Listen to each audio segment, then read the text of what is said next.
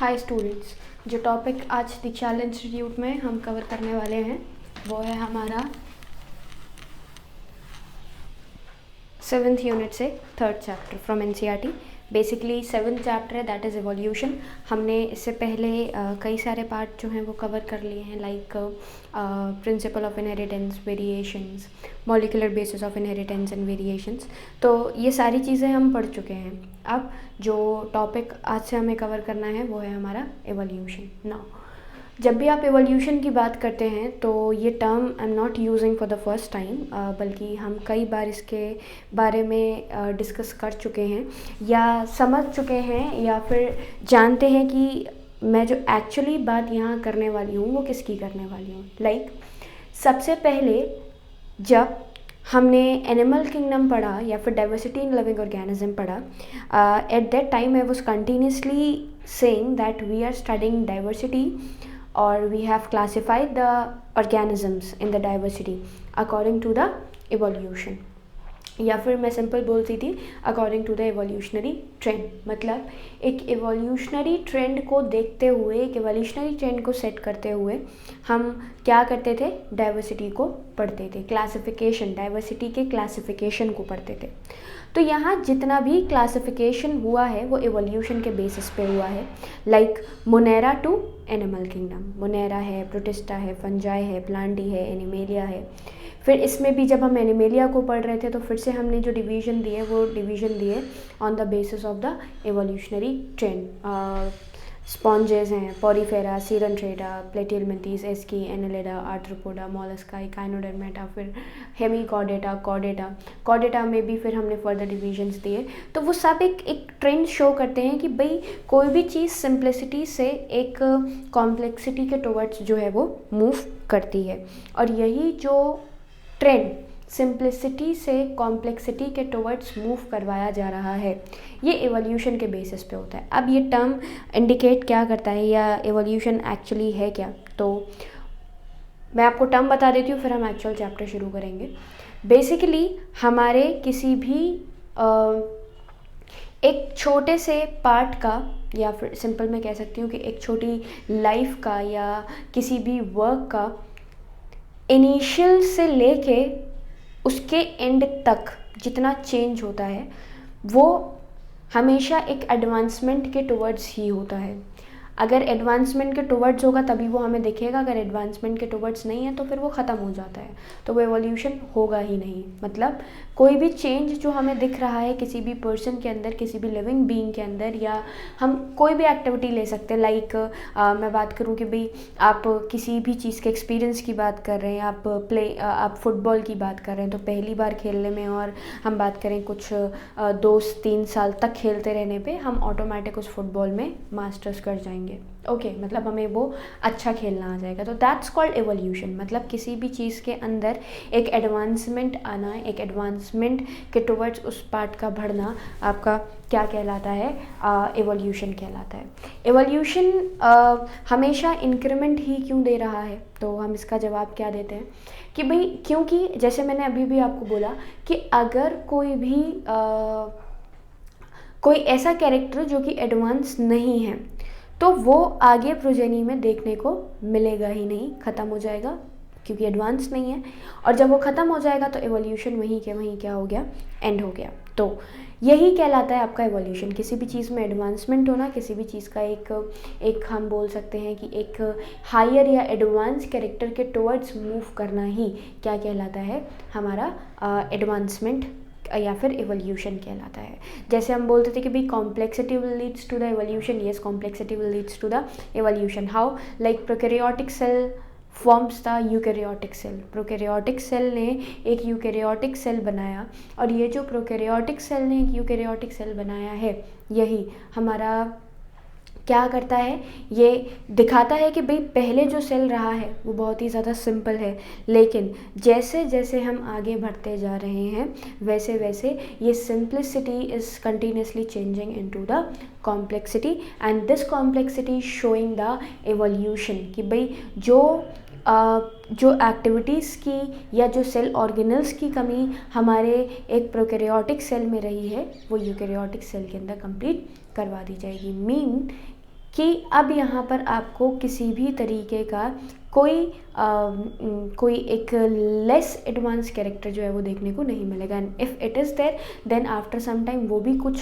Parts में क्या हो जाता है, चेंज हो जाता है, एडवांसमेंट के टुवर्ड्स जो है वो मूव कर जाता है। तो यही हमारा क्या है, एवोल्यूशन। अब एवोल्यूशन को समझने से पहले हमें बिल्कुल फ्रॉम द इनिशिएशन समझना पड़ेगी सारी चीज़ें। जैसे कि भाई प्रोकैरियोटिक सेल जो आया वो भी भाई एवोल्यूशन के थ्रू ही आया है, तो भाई वो कहाँ से आया। सबसे पहले जैसे हम बोलते हैं कि हमारा जो ओरिजिन हुआ वो हमारे एंसेस्टर्स से हुआ, उन एंसेस्टर्स का ओरिजिन उनके एंसेस्टर्स से हुआ। ऐसे ही करते करते हम पहुंच जाते हैं प्रोकैरियोटिक सेल पे। अब जैसे जैसे हम एवोल्यूशन पढ़ते जाएंगे तो हमें बहुत ही क्लियर वे में समझ में आ जाएगा कि यहाँ पर जितने भी आप क्या बोलते हैं कि जो कैरेक्टर्स हैं या जो भी पार्ट हमें आगे बढ़ाया जा रहा है या जो पढ़ाया जा रहा है, उसमें हर जगह पे हम बिल्कुल बेसिसिटी पढ़ जाते हैं। और वो बेसिसिटी क्या है, वो बेसिसिटी है सबसे पहले समझना लाइफ के बारे में, ये लाइफ ओरिजिनेट कहाँ से हुई है इसके बारे में। तो सबसे पहले जो लाइफ को ओरिजिनेशन हमने दिया है, जो लाइफ हमारी ओरिजिनेट हुई है, वो लाइफ ओरिजिनेट कहाँ से हुई है सबसे पहले ये समझेंगे, और उसके बाद हम पढ़ेंगे हमारा ओरिजिन ऑफ बेसिकली यूनिवर्स से शुरू करते हैं। सबसे पहले अगर ओरिजिन ऑफ यूनिवर्स की बात की जाए तो ओरिजिन ऑफ यूनिवर्स बहुत ही सिंपल तरीके से बिग बैंग थ्योरी के थ्रू एक्सप्लेन किया जाता है। बिग बैंग थ्योरी क्या कहती है कि भाई जितना भी मैटर हमारे इस यूनिवर्स में प्रेजेंट था, क्योंकि we know this thing very well that matter can neither be created not be destroyed. जितना प्रेजेंट है उतना ही रहता है, ना तो बढ़ता है और ना ही कभी भी घटता है। तो इस जगह पर हमने क्या देखा, इस जगह पर हमने देखा कि जितना भी आपके पास मैटर इस यूनिवर्स में प्रेजेंट था वो एक कंटिन्यूस मोशन को शो करता था, एक रैंडम मोशन को, एक जिगजैग मोशन को। जैसे ब्राउनियन मोशन हम पढ़ते हैं कि पार्टिकल्स का डिफरेंट डायरेक्शंस में मूव करते जाना, और पार्टिकल्स का डिफरेंट डायरेक्शंस में मूव करने की वजह से हम क्या करते हैं, पार्टिकल्स का डिफरेंट डायरेक्शंस में मूव करने की वजह से जो सिंपल बोले एक मोशन जो है वो शो होता है। उसी यूनिवर्स में एक पर्टिकुलर टाइम पर ऐसा हुआ कि वो जितने पार्टिकल्स थे वो एक साथ एक दूसरे के साथ कोलाइड किए। ये बिग बैंग थ्योरी जो दी गई सबसे पहली बार, वो दी गई 1931 में थ्रू एबे लेमेटायर। देखते हैं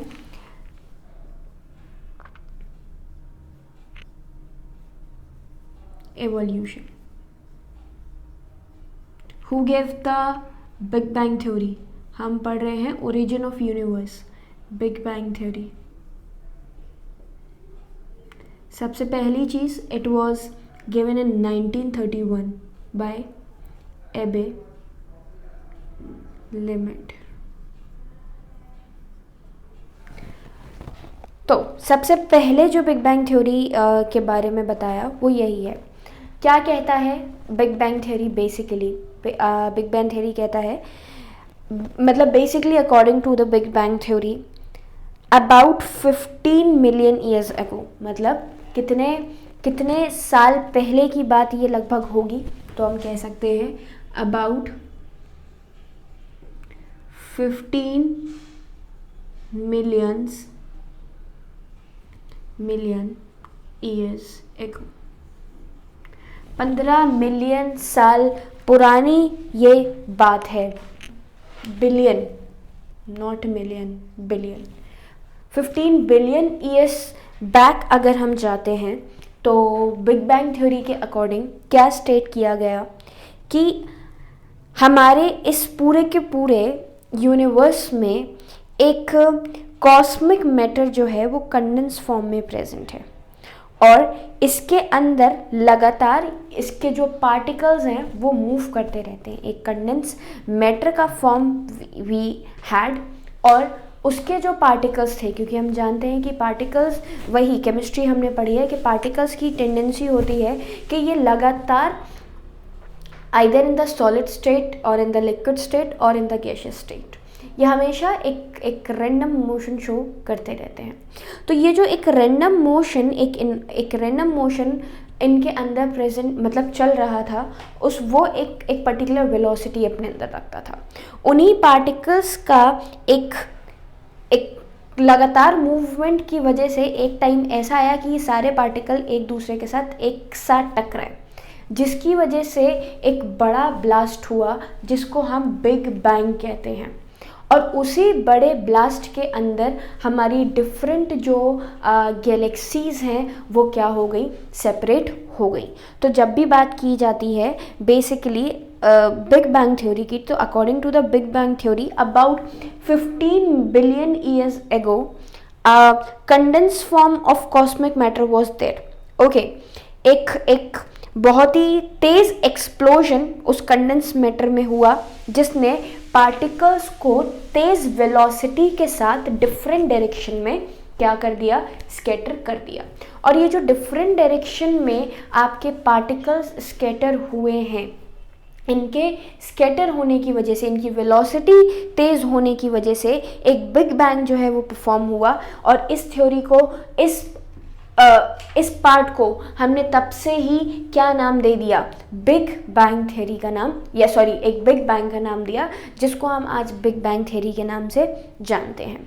बेसिकली ये जो एक्सप्लोजन था ये बहुत ही ज़्यादा इमीडिएट था, जिसकी वजह से हमारे जो रैपिड सिंपल कह सकते हैं जो छोटे छोटे पार्टिकल्स थे वो डिफरेंट डायरेक्शंस में क्या हो गए, हमारे स्कैटर हो गए। और इनके स्कैटर होने पर उस टाइम पर हमारे डिफरेंट गैलेक्सीज का जो है वो फॉर्मेशन हुआ। बेसिकली 1925 में एडविन हॉबल ने पॉइंट किया कि यूनिवर्स जो है एक्चुअली मिलियंस ऑफ गैलेक्सीज से मिलके बना है।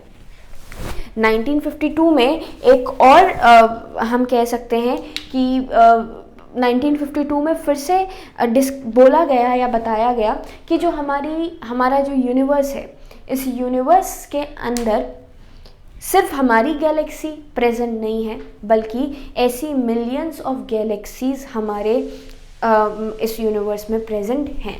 तो वो कैसे बनी होंगी, किस टाइम पर बनी होंगी, किस वजह से फॉर्म हुई होंगी, तो because of the big bang. जो कंडेंस मैटर में एक एक्सप्लोजन हुआ, उस एक्सप्लोजन होने की वजह से जो पार्टिकल्स थे वो डिफरेंट डायरेक्शंस में आपके स्कैटर हुए और डिफरेंट, या फिर मैं कह सकती हूँ कि मिलियंस ऑफ गैलेक्सीज का फॉर्मेशन जो है उन्होंने कर दिया। उसमें से एक गैलेक्सी जो है वो हमारी भी गैलेक्सी है, जिसको हम मिल्की वे गैलेक्सी या फिर आकाशगंगा के नाम से भी जानते हैं। ये जो आकाशगंगा या जो मिल्की वे गैलेक्सी है, ये इसमें बेसिकली हम आपका सोलर सिस्टम जो है वो पढ़ते हैं। अब नेबुलर हाइपोथेसिस बहुत ही पॉपुलर हाइपोथेसिस है। ये क्या कहती है, जो ओरिजिन है सोलर सिस्टम का वो किसकी मतलब कैसे हुआ है, तो जिस टाइम पर सोलर सिस्टम जो है वो लगभग 4.5 से 5 बिलियन ईयर्स पहले जो है वो बना।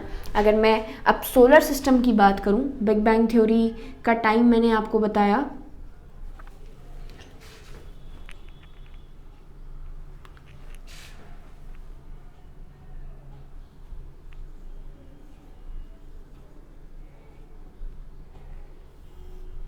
Solar system 4.5 to 5 billion years एगो। हुआ क्या, सबसे पहले आपने क्या बोला कि एक simple according to the hypothesis our solar system was probably created 4.5 to 5 billion years ago when the gaseous cloud called the solar system या फिर solar nebula बना। As the cloud condensed, the central mass formed the sun and the peripheral celestial bodies form planets, satellite, asteroids, meteors, comets, जिनको हम एक solar system का part मानते हैं। मतलब जिस टाइम पर हमारा एक बड़ा ब्लास्ट हुआ, उस बड़े ब्लास्ट के अंदर एक गैसेस का क्लाउड जो है वो इकट्ठा हुआ, और जब ये गैसेस का क्लाउड कंडेंस हुआ तो इसके कंडेंस होने पे जो सेंट्रलाइज्ड पार्ट बना वो हमारा सन था। इसके अलावा मेटियोर्स हैं, एस्ट्रॉइड्स हैं, सिंपल हम कह सकते हैं कि हमारे सैटेलाइट्स हैं, प्लैनेट्स हैं, एस्ट्रॉइड्स हैं और आपके कॉमेट्स हैं। इन सब ने सन के अलावा जब कंडेंसेशन को शो किया तो एक सोलर सिस्टम का फॉर्मेशन यहाँ पर हुआ। और ये जो सोलर सिस्टम आपका बना है, इसमें ये सारी की सारी चीज़ें जो हैं वो प्रेजेंट होती हैं। इसके साथ साथ peripheral part, centralize part is your sun and the peripheral part वही एस्ट्रॉइड्स, प्लैनेट्स हैं, आपके सैटेलाइट्स हैं, कॉमेट्स हैं, ये सब आपका क्या बनाते थे, पेरिफेरल सिस्टम या फिर पेरिफेरल नेबुलास बनाते थे। ये जो सन है, पेरिफेरल सेलेस्टियल बॉडीज दोनों मिलके आपस में एक सोलर सिस्टम जो है वो बनाते हैं। अब मैं बोलूँ कि भी सोलर सिस्टम में क्या क्या इंक्लूड है, तो सेंट्रलाइज्ड पार्ट आपका सन और सेंट्रलाइज्ड पार्ट के अलावा सेलेस्टियल बॉडीज, सेलेस्टियल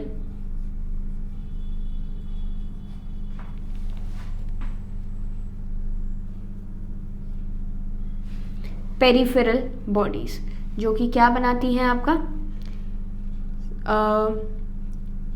प्लैनेट्स हैं, सैटेलाइट्स हैं,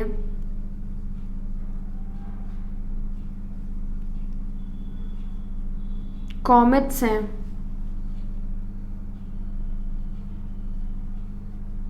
एस्ट्रॉइड्स हैं, कई सारा पार्ट, स्टार्स वगैरह, ये सब मिलके हमारा किसका फॉर्मेशन करते हैं, एक सोलर सिस्टम का फॉर्मेशन करते हैं।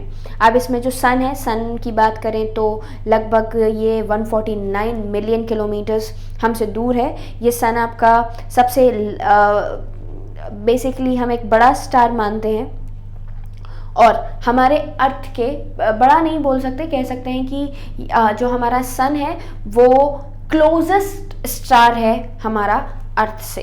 ओके, इसके साथ साथ जो सन है वो एक अल्टीमेट सोर्स है एनर्जी का, क्योंकि हमारा जितना भी प्लांट के थ्रू फोटोसिंथेसिस हो रहा है, जितने भी प्रोसेसेस हम परफॉर्म करवा पा रहे हैं, ये सब सन की वजह से ही होता है। तो अल्टीमेट सोर्स ऑफ एनर्जी हमारी क्या हो गई, सन हो गई। ओके, इसके बाद जब आगे बढ़ते गए तो हॉटेस्ट प्लेस भी है सोलर सिस्टम की, और कोर भी माना जाता है हमारे सोलर सिस्टम का। गैलेक्सीज की बोले तो गैलेक्सी जो है वो एक लार्ज सिस्टम होता है स्टार्स का। गैलेक्सीज की जैसे मैंने बात करी, मैं बार बार टर्म आपको इस्तेमाल कर रही हूँ, तो पहले मैं आपको बता देती हूँ गैलेक्सीज क्या होती हैं। गैलेक्सीज क्या है, ये एक क्लस्टर है किसका, हमारे डिफरेंट स्टार्स का, डस्ट का, गैसेस का, जो कि ग्रेविटी की वजह से एक दूसरे के साथ बंधा हुआ है। क्लियर? हमने क्या बोला, हमने फिर से बोला, समझेंगे। मैंने आपको बताया व्हाट इज गैलेक्सी, गैलेक्सी क्या है। तो गैलेक्सी सन का, डस्ट का, या फिर हम कह सकते हैं सन बेसिकली स्टार कह सकती हूँ मैं, स्टार्स हैं, डस्ट हैं, गैसेस के पार्टिकल्स हैं, ये सारे के सारे एक दूसरे के साथ बंधे हुए हैं। किसके थ्रू बंधे हुए हैं, तो with the help of gravity, gravity की वजह से बंधे हुए हैं। क्लियर? और इनका ग्रेविटी की वजह से बंधना ही आपका एक गैलेक्सी का फॉर्मेशन करता है। और सोलर सिस्टम जो है वो सोलर सिस्टम हमारे ही गैलेक्सी में क्या है, लोकेटेड है। गैलेक्सी, हमारी गैलेक्सी, जिस गैलेक्सी में हम रहते हैं वो मिल्की वे गैलेक्सी कहलाती है। क्लियर? तो basically solar system is located in this Galaxy. Okay, आकाशगंगा भी जिसको हम कहते हैं। प्लैनेट्स जो है बेसिकली, अब इस सोलर सिस्टम की बात करें तो ये सोलर सिस्टम में टोटल कितने प्लैनेट्स हैं, तो पहले हम 9 प्लैनेट्स बोलते थे, बट नाउ आपका टोटल देयर आर 8 प्लैनेट्स, जो कि लगभग कितने बिलियन ईयर्स पहले बने हैं। जितने बिलियन ईयर्स पहले हमारी अर्थ का फॉर्मेशन हुआ, उतने ही बिलियन ईयर्स पहले हमारे सारे प्लैनेट्स भी बने। तो हम कह सकते हैं 4.6 to 5 बिलियन ईयर्स एगो। क्लियर? इसके साथ साथ सिंपल बात करें तो प्लैनेट्स को भी हमने कुछ पार्ट्स में डिवाइड कर दिया है, inner planets and outer planets. Inner planets वो प्लैनेट्स होते हैं जिनकी सरफेस जो होती है वो रॉकी होती है, थोड़े वार्म होते हैं, और बेसिकली कह सकते हैं इंक्लूड करते हैं आपका मरकरी है, वीनस है, अर्थ है, और हम बोल सकते हैं मार्स है। ये सब हमारा रॉकी प्लैनेट्स हैं। आउटर प्लैनेट्स की बात करें तो ये गैशियस प्लैनेट्स हैं, ठंडे होते हैं और साइज में बहुत बड़े भी हैं, जैसे हमारा जुपिटर है, सैटर्न है, यूरेनस है, नेपट्यून है। ओके, इसके साथ साथ हमारे पास इन्हीं प्लैनेट्स के चारों ओर सैटेलाइट्स भी प्रेजेंट होती हैं जिसको हम मून्स के नाम से जानते हैं। मून हमारे अर्थ का जो नेचुरल सैटेलाइट है वो क्या है आपका मून। तो जब भी आप बात करते हैं मून्स की या फिर सैटेलाइट्स की, तो ये सैटेलाइट्स हमारे किसी भी प्लैनेट के चारों ओर जो हैं वो रोटेट करते रहते हैं। छोटी छोटी बॉडीज होती हैं, basically revolves around there mother planet. और सोलर सिस्टम मतलब सोलर सिस्टम में एक सिंपल कह सकते हैं कि लाइक दिस इज योर सन। इस सन के चारों ओर आपका जो प्लैनेट्स हैं दे आर रोटेटिंग।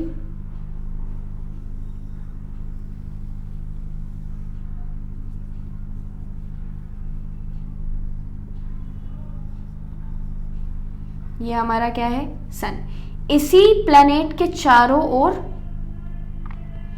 इसकी जो सिंपल हम कह सकते हैं कि इसका जो सैटेलाइट है वो भी रोटेट करता रहता है इस डायरेक्शन में।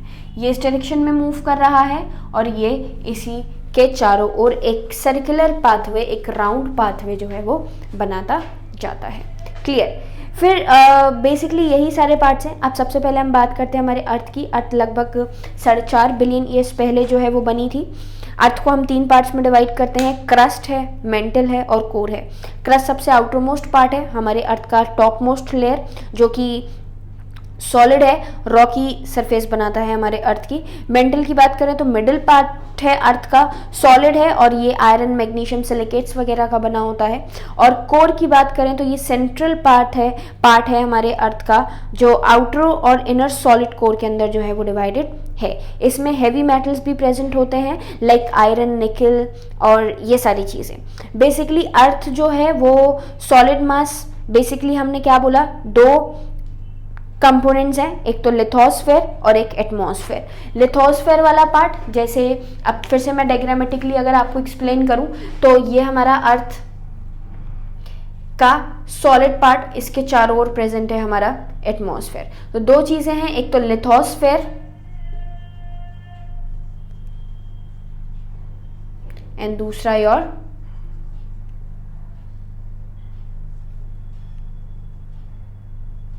Atmosphere. Lithosphere and atmosphere. So basically जब भी आप अर्थ की बात कर रहे हैं तो अर्थ को हमने 2 कंपोनेंट्स में डिवाइड किया, solid mass lithosphere and gaseous mass जो है वो हमारा क्या है एटमॉस्फेयर। सिंपल। ये अर्थ का ओरिजिन है कितने साल पहले, 4.5 बिलियन ईयर्स पहले। किसकी वजह से ये गैलेक्सीज का, हमारे सोलर सिस्टम का फॉर्मेशन हुआ, तो बिग बैंड नहीं है, ये बैंग है, बिग बैंग थ्योरी के through. Clear. Big bang theory के बाद हमारा सोलर सिस्टम का फॉर्मेशन, सोलर सिस्टम के बाद हमारे अर्थ का फॉर्मेशन, और अब इस अर्थ पे लाइफ कैसे ओरिजिनेट हुई अब हमें ये समझना है।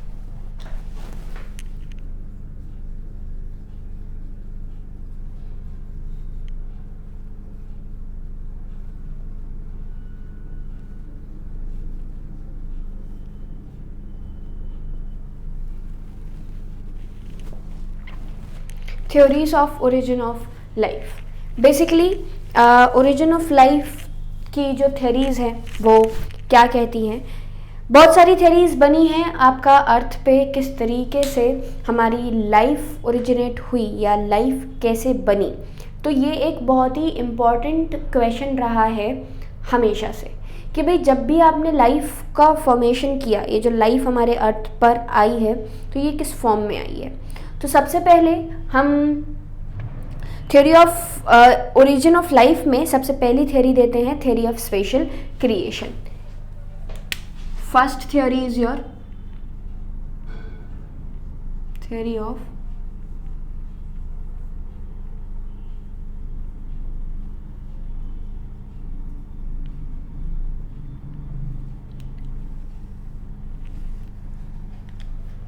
थ्योरी ऑफ स्पेशल क्रिएशन क्या कहती है? थ्योरी ऑफ स्पेशल क्रिएशन कहती है कि हमारा जो अर्थ है, इस अर्थ पे जो लाइफ ओरिजिनेट हुई है, या फिर the life that was created on the earth basically created by the super natural powers. मतलब हमारे अर्थ पर जो लाइफ बनी है, हमारे एटमॉस्फेयर में जो लाइफ का ओरिजिन हुआ है, ये एक सुपर नेचुरल पावर की वजह से हुआ है। और यही सुपर नेचुरल पावर हमारे सबसे पहले बेसिकली बाइबल के अकॉर्डिंग बोलें तो बाइबल के अकॉर्डिंग सबसे पहले इस अर्थ पे एक मैन का फॉर्मेशन या फिर एक मैन का ओरिजिन हुआ, जिसको हमने नाम दिया एडम।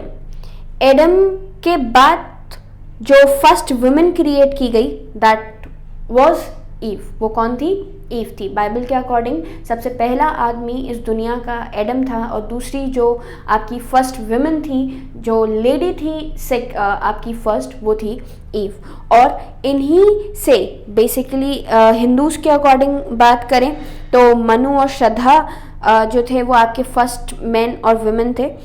और मुस्लिम्स के अकॉर्डिंग देखें तो स्पेशल क्रिएशंस के थ्रू ही जो हमारा लाइफ है वो हमारे अर्थ पर लाया गया है, जिसमें बोलते हैं कि भाई पहले दिन हमने अर्थ का फॉर्मेशन किया, दूसरे दिन इस पे हम आपके प्लांट्स को लेकर आए, तीसरे दिन एनिमल्स लेकर आए, चौथे दिन आपका यही चीज़ बनते बनते आसमान का आपका स्काई बोलें, ज़मीन बोलें, इनका फॉर्मेशन हुआ। और 6th डे पे ये जो दोनों मैन और वुमेन हैं इनको इंट्रोड्यूस किया गया। तो ये थ्योरी ऑफ स्पेशल क्रिएशन है। ऑब्वियसली हमारे साइंस इसको फॉलो नहीं करता है, पर because it was the part of the evolution theories, तो इस वजह से हम इसको पढ़ते हैं, क्योंकि पार्ट रहा है हर पहले से लेके, मतलब अभी जैसे हम एवोल्यूशन की बात कर रहे हैं तो एवोल्यूशन जैसे जैसे होता जा रहा है, तो इसी एवोल्यूशन को देखते हुए, इसी इवोल्यूशन को ध्यान में रखते हुए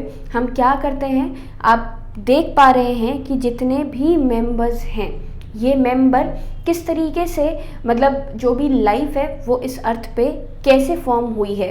तो लोगों का मानना ये भी था कि माइथोलॉजीज़ के अकॉर्डिंग देखें, अगर हम हिंदू माइथोलॉजी के अकॉर्डिंग देखें, मुस्लिम माइथोलॉजी के अकॉर्डिंग देखें, क्रिश्चियन माइथोलॉजी के अकॉर्डिंग देखें, तो सब ने अपने अपने एक एक्सपेक्ट्स जो हैं वो हमारे सामने रखे हुए हैं या फिर बताए हैं कि भाई इस तरीके से जो लाइफ है वो अर्थ पर आई है, सुपर नेचुरल पावर्स की वजह से, गॉड की वजह से जो लाइफ है वो अर्थ पर क्रिएट की गई है। क्लियर। दूसरा है आपका थ्योरी ऑफ स्पॉन्टेनियस जेनरेशन, जो कि एबायोजेनेसिस या फिर ऑटोजेनेसिस भी कहलाता है। Second theory of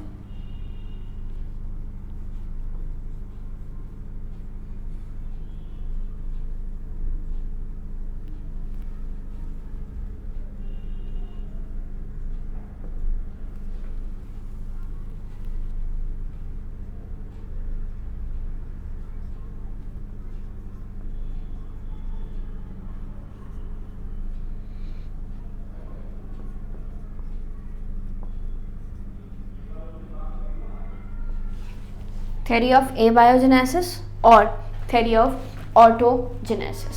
theory of abiogenesis या फिर ऑटोजेनेसिस बेसिकली सबसे पहले अगर हम बात करें तो स्पॉन्टेनियस मैनर, सबसे पहले मैंने ये भी लिखा है, this is the theory of spontaneous generation.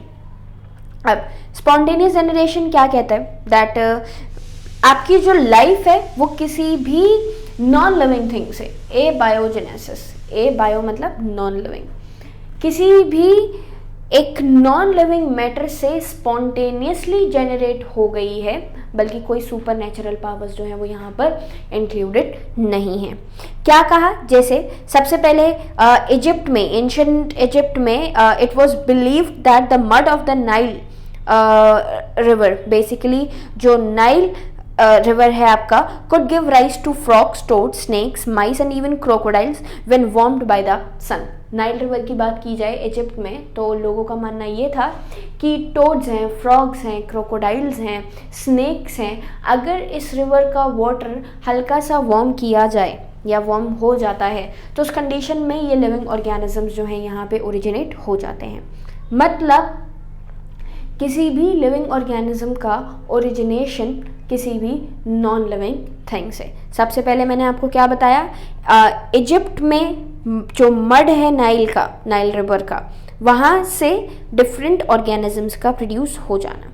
दूसरी जगह वेन हेलमोंट नाम के एक साइंटिस्ट थे जिन्होंने बोला ह्यूमन स्वेट से या फिर वीट के ग्रेन से भी जो लिविंग ऑर्गेनिज्म है या जो लाइफ है वो प्रोड्यूस करवाई जा सकती है या हो जाती है।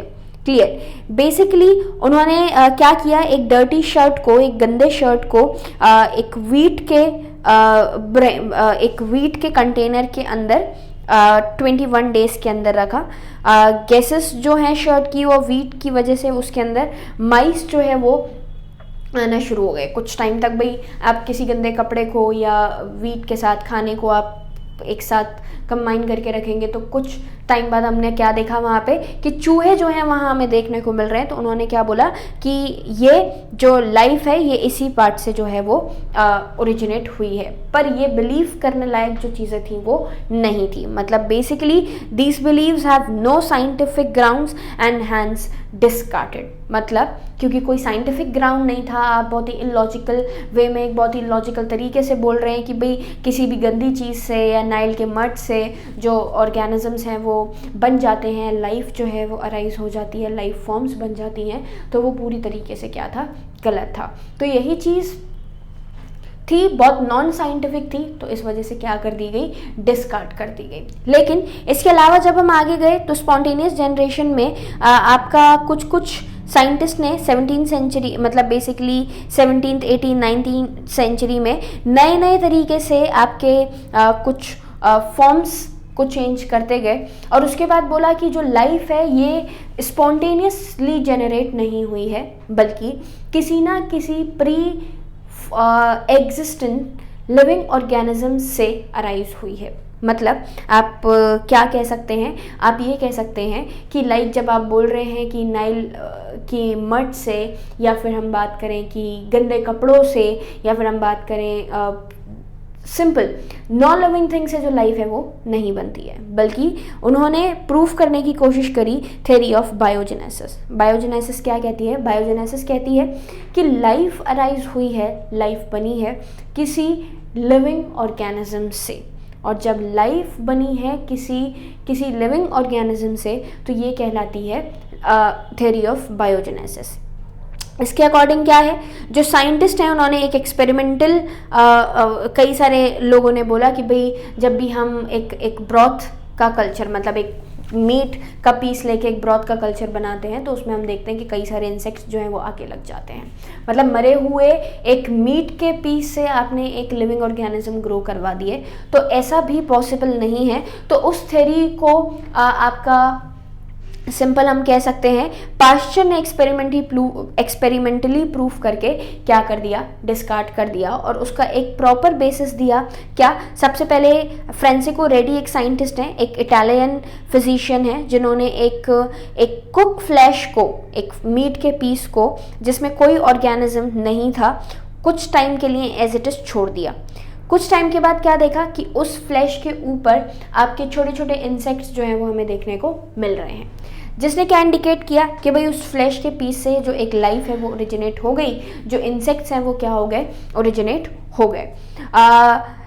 उसके बाद उन्होंने ही place the flask in 3 jars of which 1 uncovered with the parchment, uncovered, the second was covered with the parchment and the third was covered with the fine muslin cloth। उन्होंने कुछ टाइम तक, कुछ दिनों तक उसको एज इट इज रखा और कुछ टाइम के बाद क्या देखा कि जो जार पूरी तरीके से खुला था उसमें जो इंसेक्ट्स थे वो जार के अंदर तक प्रेजेंट थे।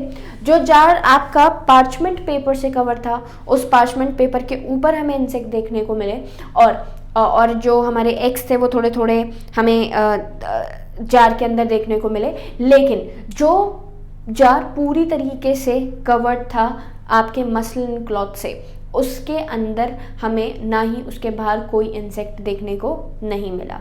तो बेसिकली जो इंसेक्ट आ रहा है वो उस मीट के या फ्लैश के पीस से ओरिजिनेट नहीं होता है, बल्कि हम क्या कह सकते हैं, बल्कि पॉसिबिलिटी ये हो सकती है कि वो जो हो सकती है, क्या पॉसिबिलिटी ये है कि वो जो इंसेक्ट है वो बाहर से अट्रैक्ट होके जो है वो आया है। तो ये कुछ थियरीज़ हैं जो कि ओरिजिन ऑफ लाइफ को बताती हैं, जिसमें रेडीज एक्सपेरिमेंट है, स्पेलेंजी एक्सपेरिमेंट है, ओपैरन का एक्सपेरिमेंट है। इसके साथ साथ हम बात करें लुईस पाश्चर के जो एक्सपेरिमेंट हैं वो कई सारे यहाँ पर प्रेजेंट है, जो कि आपकी ओरिजिन ऑफ लाइफ को हमारे अर्थ पर एक्सप्लेन करते हैं। तो बाकी का जो टॉपिक है वो हम नेक्स्ट क्लास में डिस्कस करेंगे।